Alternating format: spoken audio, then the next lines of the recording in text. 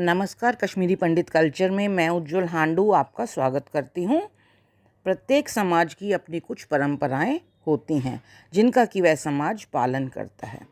यह परंपराएं सदियों से चली आ रही हैं और एक पीढ़ी से दूसरी पीढ़ी में अपनी जगह बना लेती हैं।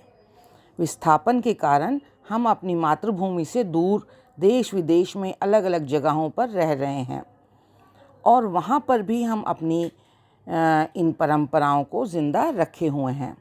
ऐसी ही एक परंपरा है शुभ अवसरों पर नमक देना। केवल शुभ अवसरों या देव कार्यों में ही नहीं बल्कि पितृ कार्यों में भी नमक का प्रयोग किया जाता है। कश्मीरी हिंदू समाज में किन किन अवसरों पर नमक दिया जाता है और ये क्यों दिया जाता है, आइए आज के वीडियो में ये जानते हैं। विवाह के बाद बेटी की विदाई के समय उसके माता पिता उसके ससुराल वालों के लिए अनेक तोहफे, मिठाइयाँ, ड्राई फ्रूट्स इत्यादि भेजते हैं। इसके साथ ही नमक का पैकेट भी ज़रूर दिया जाता है। विवाह के बाद जब जब भी बेटी अपने मायके से ससुराल जाती है तब तब उसे दिए जाने वाले सामान के साथ ही नमक का पैकेट भी ज़रूर दिया जाता है। बेटी को ससुराल जाते समय नमक देना कश्मीरी समाज में शुभ शकुन माना जाता है।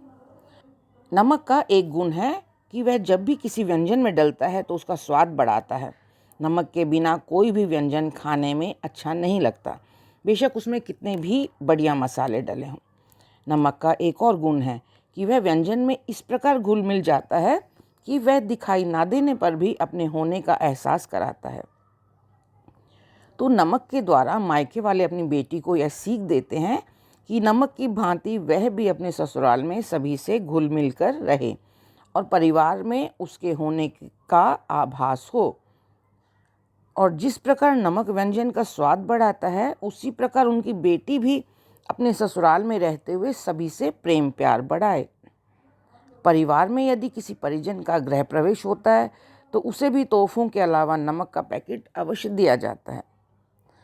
घर में किसी का जन्मदिन हो, नया जनेऊ पहनने के समय, नए कपड़े पहनने के समय, लड़की को तरंग पहनाने के समय, मसमुसराउन के समय या क्रूल खारून मेहंदी लगाने के समय, वर बनाते समय या दूल्हे को दस्तार पहनते समय, यानी प्रत्येक कार्य के शुभारंभ के समय एक थाली में चावल और नमक रखकर जिसके लिए यह कार्य किया जा रहा हो उसके दाएं कंधे पर 3 बार थाली लगाई जाती है और उस कार्य की सफलता के लिए शुभकामनाएं दी जाती हैं। इसे कश्मीरी में हम ज़ैंगियून कहते हैं। तो आइए आगे जानते हैं कि देव कार्यों में नमक क्यों महत्वपूर्ण है। नमक का स्वभाव शीतल होता है, इसे शीतलता का प्रतीक माना जाता है और इसीलिए इसे शुभ भी माना जाता है। इसके अलावा यह नकारात्मकता को दूर कर सकारात्मक ऊर्जा देता है और बुरी नज़र से भी बचाता है। इसीलिए कश्मीरी समाज में शुभ अवसरों पर अपनों को नमक देने का चलन है। अब केवल शुभ कार्यों के समय ही नहीं बल्कि पितृ कार्यों में भी नमक का महत्व है। जैसे मृत्यु के 10वें दिन मृतक के निमित्त उसके बेटे की बेटी या बेटी की बेटी लवन श्राद्ध करती है। इसे कश्मीरी में हम नून श्राद्ध भी कहते हैं। इसमें अपने मृत परिजन के निमित्त नमक के पिंड बनाकर उनको अर्पण किया जाता है। इसके अलावा श्राद्ध के दिन दिए जाने वाले दान में भी नमक ज़रूर रखा जाता है। ऐसा क्यों है, आइए अब ये समझते हैं। ऐसी मान्यता है कि स्वर्गलोक में नमक नहीं होता है, इसलिए अपने पितरों के नमक की कमी को दूर करने के लिए पितरों के निमित्त दिए गए दान में नमक अवश्य रखा जाता है। इसके अलावा मैं आपको एक जानकारी देना चाहती हूँ।